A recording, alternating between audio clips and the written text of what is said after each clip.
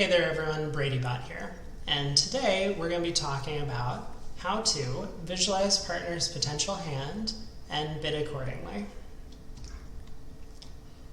Here's an overview of what I'm going to be discussing today.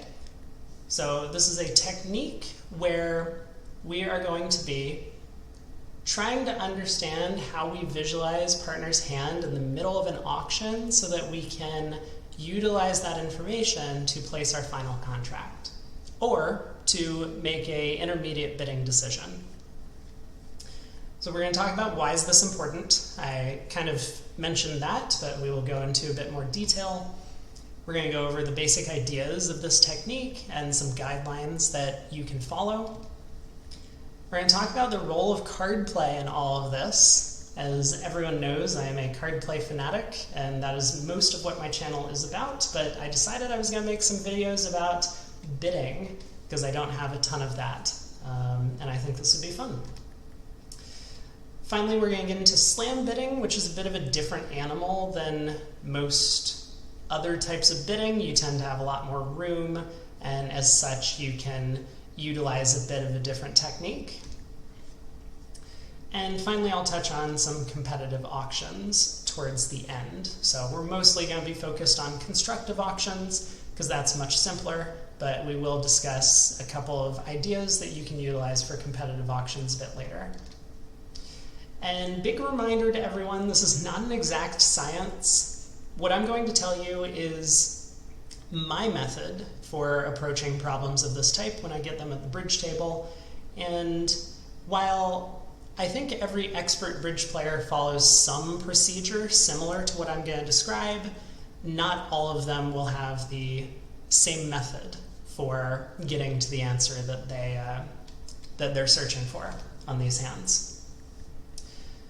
So first question, why is visualizing partner's hand important? And we're going to start out with an example. So this is an example that I sort of just constructed on my own. This is not pulled from any specific hand that I played, but it was just to illustrate the point. Partner opens a strong no trump, 15 to 17, and we have this 13 count as south. We bid 2 clubs. Our partner bids 2 hearts. We've found a heart fit, so partner has 4 or 5 hearts. And we have to decide what we're doing next. Now, in a lot of systems, we could do something like bidding 3 spades to set hearts as trump, make some sort of forward motion towards slam. We could, of course, just sign off in 4 hearts. And the real question is, which one of these approaches do we want to take? So if we knew a bit more about what partner's hand looked like, we could probably get that information, and we will keep this example in mind as we move forward. We're going to return to it at the very end of the presentation. So here are some basic ideas and guidelines about how we start visualizing what partner's hand could look like and what this technique is going to do. So this technique is going to help us do a few things.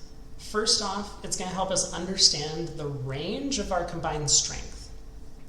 Our partner, having, let's say, opened the bidding and then rebid a no trump, has put their hand into a bit of a box. And we're going to utilize this box concept throughout the presentation because that's going to make it easier for us to determine what partner's hands could look like, a couple of possibilities.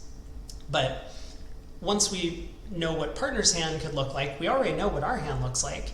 And being able to visualize both hands and how they fit together is mostly what this technique is going to help us do.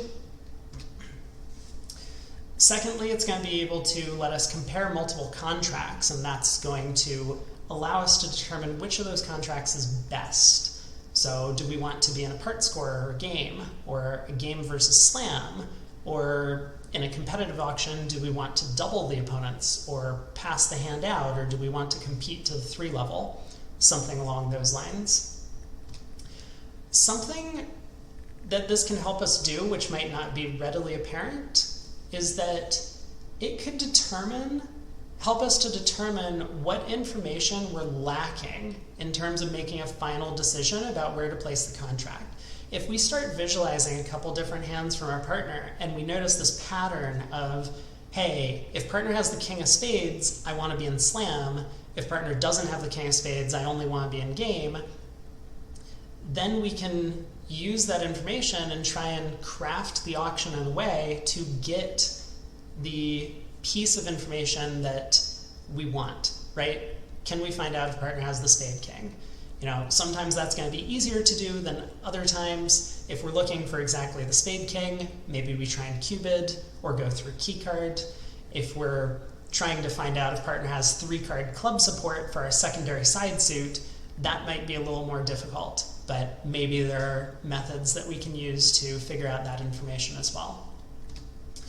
And finally, something this is just going to do is if you keep practicing this type of visualization, it's going to improve your visualization skills in all aspects of the game. So we're going to be able to understand how hands fit together, and when we visualize a specific defensive layout, we might be able to make use of this information and plan our defense a little better. So second thing we want to take a look at is when are we going to employ this visualization process? It's fairly involved, and I'm not suggesting that you do this every time it's your bid. That would take up an enormous amount of time, even if you got very efficient at it. So you only want to do this when it's necessary. And when can we tell if this is necessary? Well, one situation could be before we make a bid that we expect to pass out. So for example, if we were thinking of bidding 3 no trump or 4 of a major, partner's probably going to pass, and we want to think and be very certain that that is the best final contract for our side. Similarly, if we're thinking about passing partner's bid, then our left-hand opponent probably won't balance, so we want to once again be fairly convinced that partner's final contract, or the bid that they just made, is the best spot for us to play. A second time that we might want to do this is immediately after partner has made one of these box bids. So an example, partner opens a minor, we bid a major, partner bids a no trump. Partner is 11 to 14 balanced, and no support for our major. This is a pretty thin hand type. And so we can often visualize a wide range of hands that partner can have, which are all fairly similar because they're all constrained by high cards and by distribution. Another time that we might want to do this, of course, is in a competitive auction. We want to think about doing this before balancing. I don't mean in the sense that your left-hand opponent preempts 2 spades and it comes pass to you. Both your partner and your right-hand opponent have wide-ranging hands, so either you have a 3-club bid or you don't. There's not a whole lot of visualization that we want to do at this point. But I'm thinking more along the lines of we open a spade, left-hand opponent bids 2 diamonds, it goes pass, we reopen with double, left-hand opponent bids 3 diamonds, and it comes pass back to us again. Do we really want to take a third call in this auction? Our partner's been silent, and a variety of other competitive auctions like that. And finally, this might seem like a joke, but this is a legitimate thing that happens sometimes, even to expert players. You can do this whenever you're feeling just completely lost in the auction.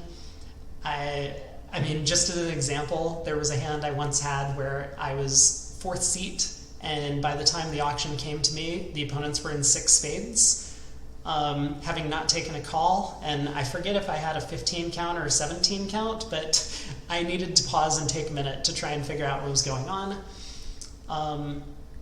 But there are just some auctions where, you lose track of what's going on, or oftentimes if someone at the table has psyched, it can start to feel like someone is lying and you don't know who it is, and so you want to pause and try and gather your wits and figure out who's the one that's being the culprit. But so this does happen from time to time. We try and minimize this exposure, but of course this process will help us to get our bearings in those situations as well. So I'm going to introduce this rule. I call it the good, bad, and average rule. It is something that I employ when I think about these scenarios. Again, not an exact science. Don't go looking this up. You're not going to find it in a book anywhere. This is my own personal recipe for how I approach bidding in these scenarios, and utilize this for the visualization process. But this is something that all experts do, some sort of visualization of this type. I find that having 3 hand types that I go through, a good one, a bad one, and an average one, kind of grounds me to make an intelligent decision about how I should proceed in the auction. So what we want to do is we want to construct 3 hands for partner.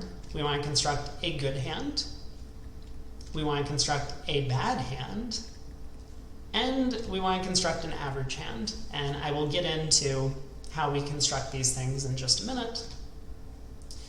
Once we have these hands, we're going to consider our potential contracts opposite these hands, given what we hold, and then we're going to try and choose the best one, or make some intelligent decision that's going to help us progress forward in the auction.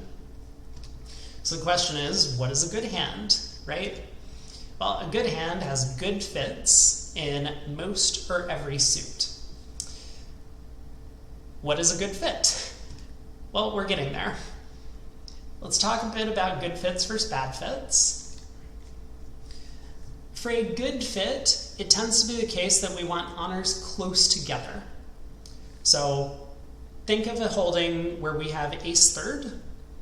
What goes well with ace third? Well, king third goes pretty well with ace third. We have 2 tricks in that suit. Partner's king takes a trick with the help of our ace. If we think of ace third opposite queen third, we're taking 1.5 tricks in the suit, depending on where the king of the suit is. The finesse either works or it doesn't.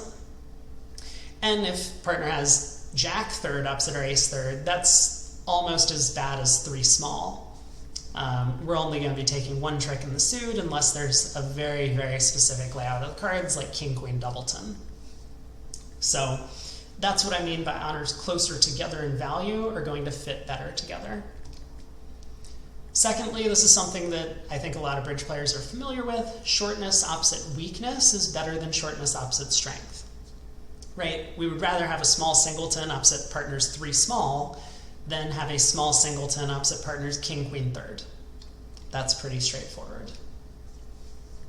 Let's take a look at some examples of good fits. I'm going to give a combination, and then there will be a short pause, and feel free to pause the video if you want to think about this yourself. There's a ton of right answers to these questions, and I'm going to give 2 for each suit combination about what a good fit might look like. So here we go with the first one. First example is ace-jack third. So take a second, try and figure out what you think might be a good fit opposite ace-jack third. And the first example I came up with is king doubleton. Now, this is exceptional. If we're playing a suit contract, we have no losers, 2 tricks. We could even attempt a finesse if we were feeling very risky at some point of the jack. And in no trump, this is going to be 2 or 3 stoppers depending on the location of the queen in the suit. So king doubleton, ace jack third, note how the king and ace connect, and so the honors that are close together are working pretty well. I came up with another example just to kind of showcase that there's not one right answer to this puzzle, and that example is 10-9 third opposite ace jack third. In this case, it's not so much about having no losers in the suit as it was in the first example. Obviously, we're going to lose a trick, but the 10-9 work very well with the jack in tandem to about 75% of the time we're collecting 2 tricks in the suit. And the more important realization here is that the 10-9 third is not utilizing any of our high card value. So the king doubleton, while it was great support and gave us no losers, it was consuming some of our high cards that could have been spent elsewhere throughout our hand. So the 10-9 third doesn't really have that possibility. Now, of course, you can construct others. I'm not going to go through all of the good fit examples. This is just kind of a exercise to understand what a good fit looks like. Our second example that we're going to look at is queen third. And so take a second, think about what you might believe would be a good fit opposite queen third. And here is the first example I came up with. So I came up with king jack third. Again, this is just kind of noting that this closeness of honors it fits really well. The queen being nicely wrapped around the king and jack is, in this scenario, going to take two tricks. Give us the ace jack third, and we're not really getting an extra trick out of it. Maybe there's a king doubleton in the pocket, but generally the ace is not pulling extra weight on top of the king in this scenario. Obviously, this is taken in the context of just a single suit, and we're not thinking about the hand entirely. Of course, I would prefer to have ace jack third than king jack third if I was playing the hand. Maybe I could discard one of my losers on a different suit, but for now, we're just looking at the suit in and of itself. So another example of a good fit opposite queen third would be a small singleton.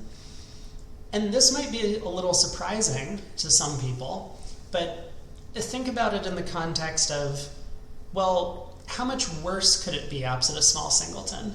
We could certainly have king jack third or king queen third, or even ace king third. Ace king third notably not a particularly good holding opposite the singleton. So the fact that we're only wasting two high card points and a queen opposite the singleton is kind of counteracted by this fact that the opponents, presuming we're playing a suit contract, right? This wouldn't be very good in no trump, but the opponents have 8 high card points of which they're only taking one trick. So hopefully that means elsewhere we're going to be able to utilize our values. Now let's take a look at some bad fit examples. Our first example, I think we've alluded to this one, king queen third. Feel free to take a second and try and come up with a couple of different possibilities, and this one's a little tricky. The first example that we have spent a bit talking about throughout this video is a small singleton. That's no surprise. If we're playing a suit contract, this might be worth 0 tricks, depending on what's going on in the suits around us. Maybe on a good day, we can set it up with the ace on side for 2 discards, but on a bad day, we end up losing the ace, and then we don't even make use of a discard from our own hand. So king queen third opposite small singleton, pretty bad fit. But secondly, I'm going to make the argument that king queen third opposite 3 small is a pretty bad fit. King queen third in and of itself is quite a strong holding. It's a little difficult to come up with a horrendous scenario other than being opposite a singleton or void as an example. But 3 small, give us jack third and we're quite happy. We've now turned 1.5 tricks. Essentially we're getting 2 tricks if the ace is on, or 1 trick if the ace is off, into a full 2 tricks with just the use of the jack. Without the jack, or without the accompanying ace, once again, you can kind of see that when the honors are touching, they work nicely in tandem. 3 small is quite a bad holding. So the next example of a bad fit that I'm going to present is queen 10 third. And so we want to consider what are some pretty poor holdings opposite queen 10 third. Well, the first example is just going to be 3 small. That's pretty straightforward. We're less than 50% to take a trick in the suit. We're going to need ace jack or king jack on side because we're not really playing low to the queen. So this is a scenario where 3 small is not a very good holding. But by a similar metric, I would make the argument that ace third opposite queen 10 third is also not a particularly good holding. It is true the ace does improve the value of the queen 10 a little bit.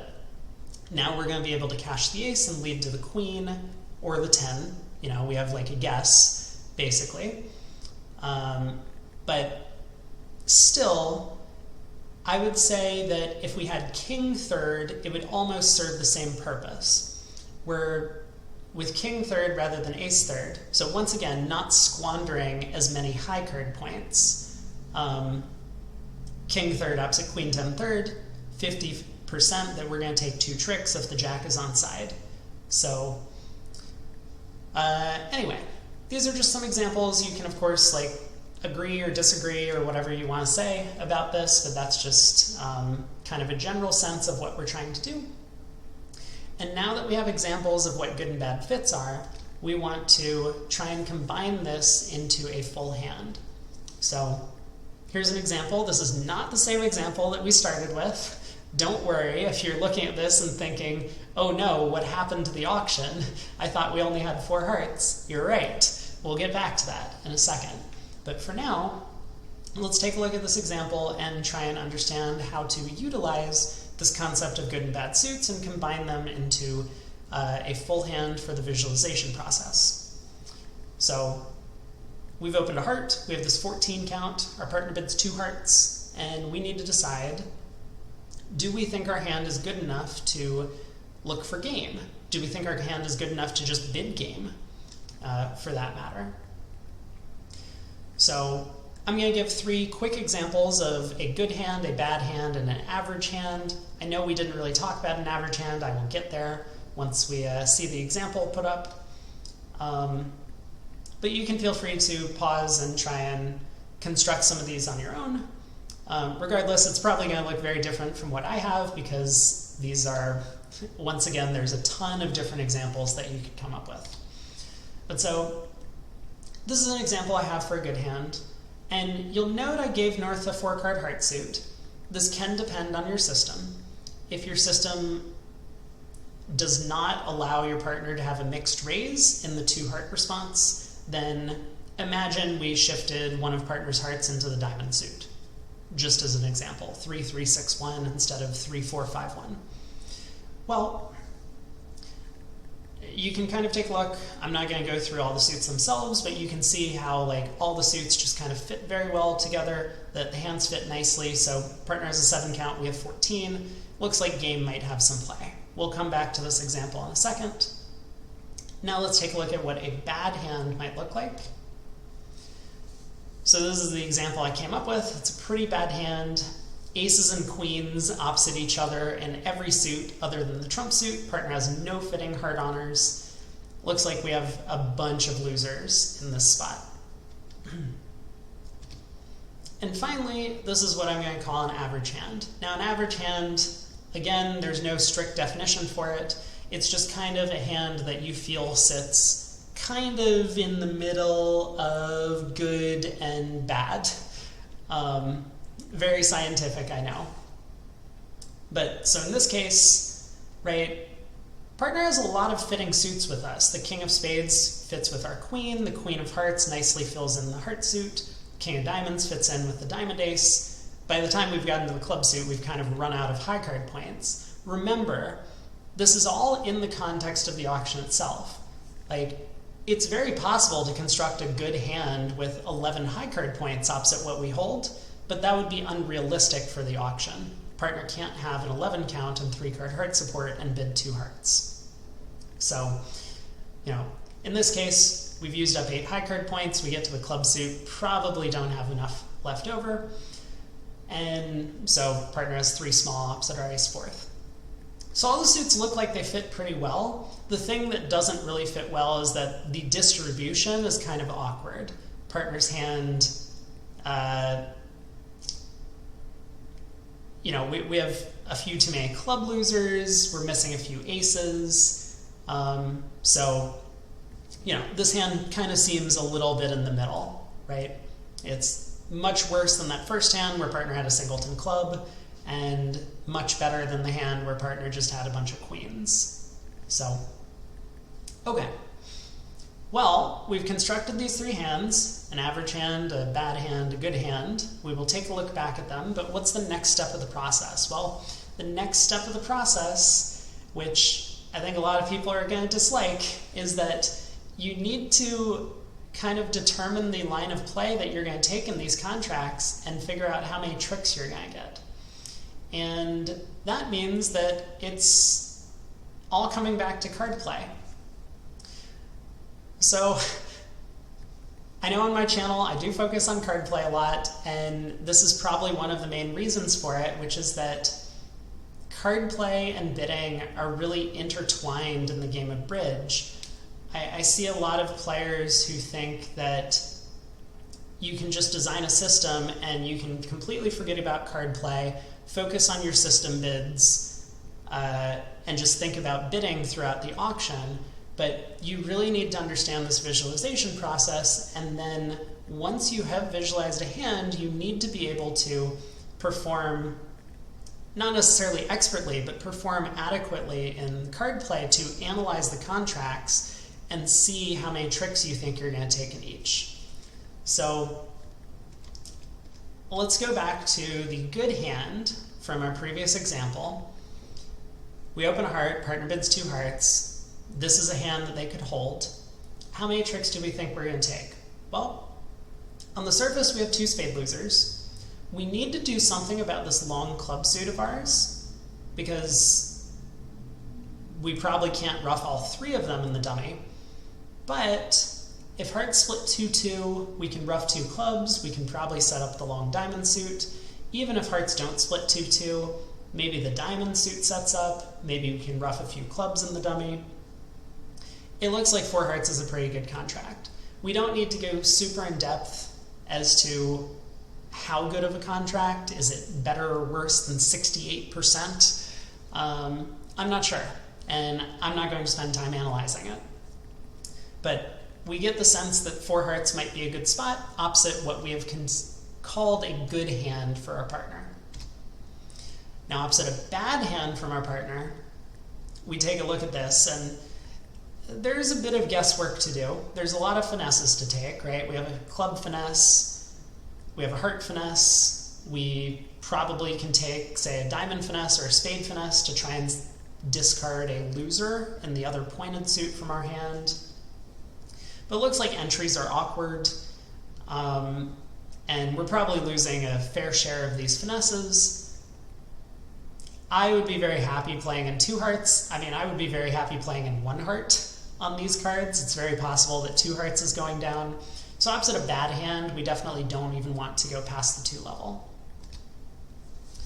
Finally, looking at the average hand that our partner holds. On the surface, we have 4 losers. We have a spade, a heart, and 2 clubs.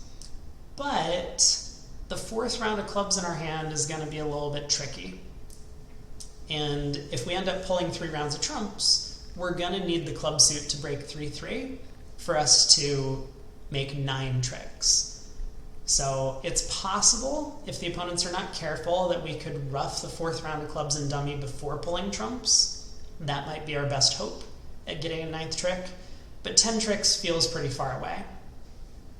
So given what we found out, it looks like opposite bad hands, we want to stay at the 2 level.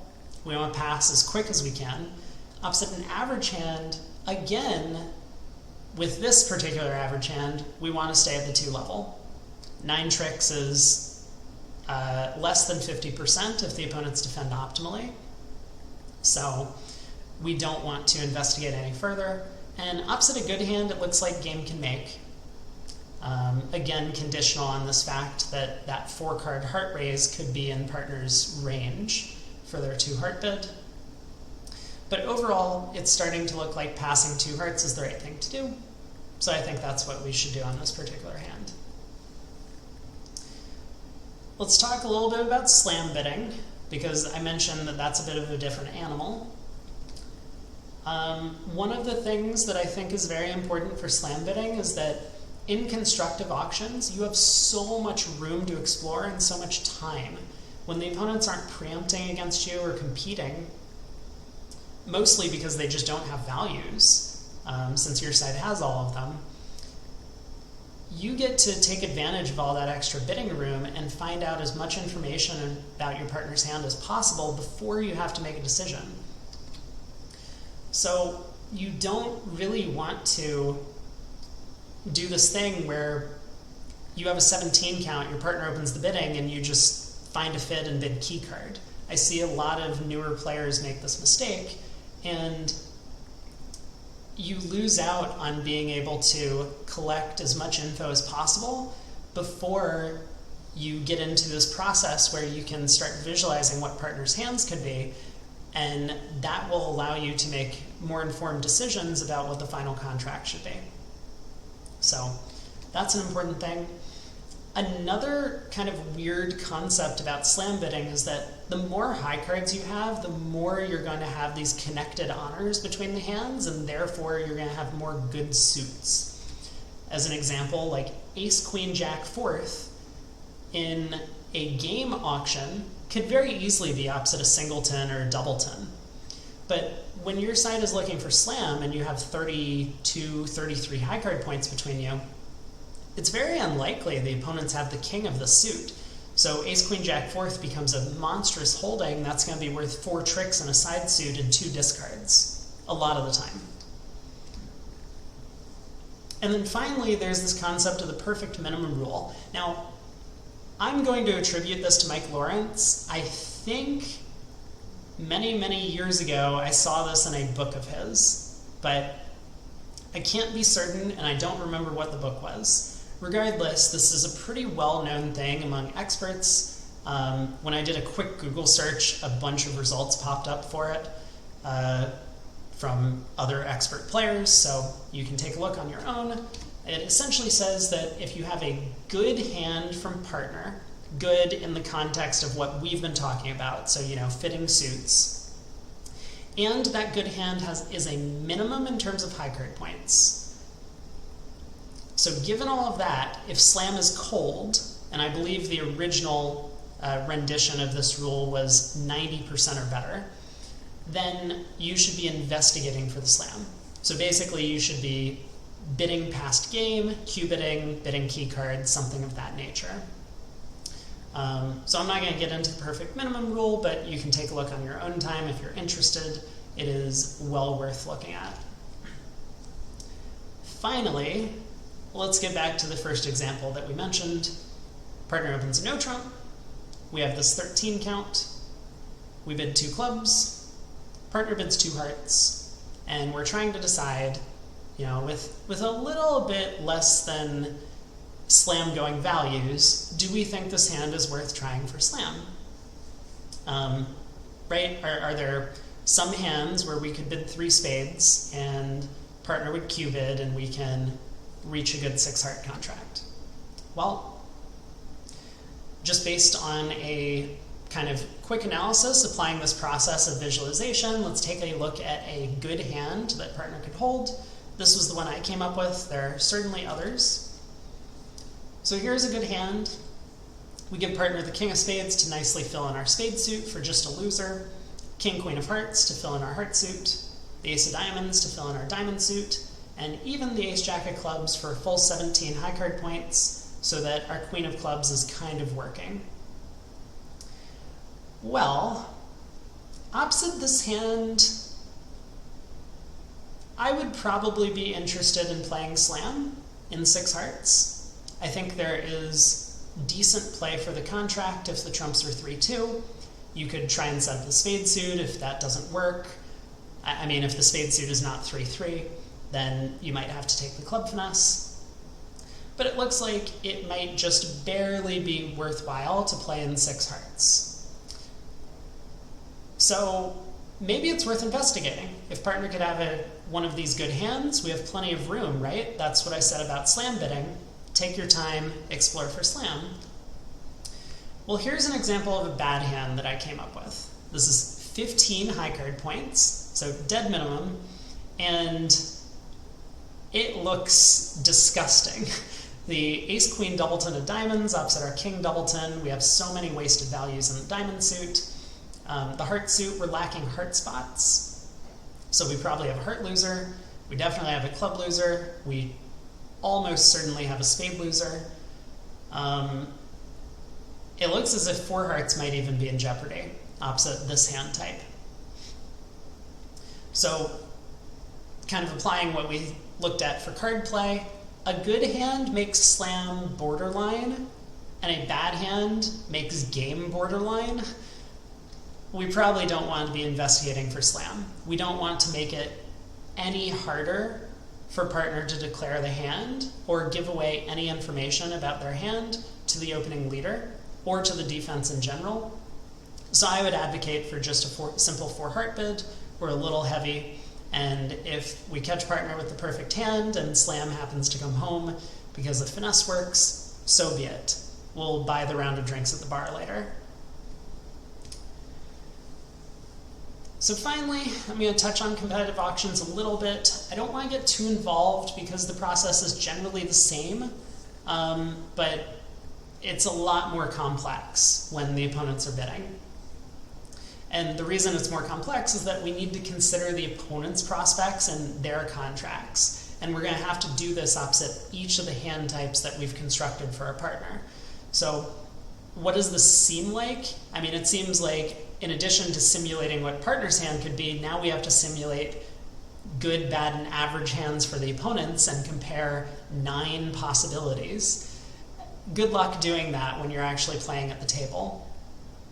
Now, I will say that there are expert players who do some of this, not the entire full spectrum of good, bad, and average for every player at the table, but a little bit of simulating for the opponents.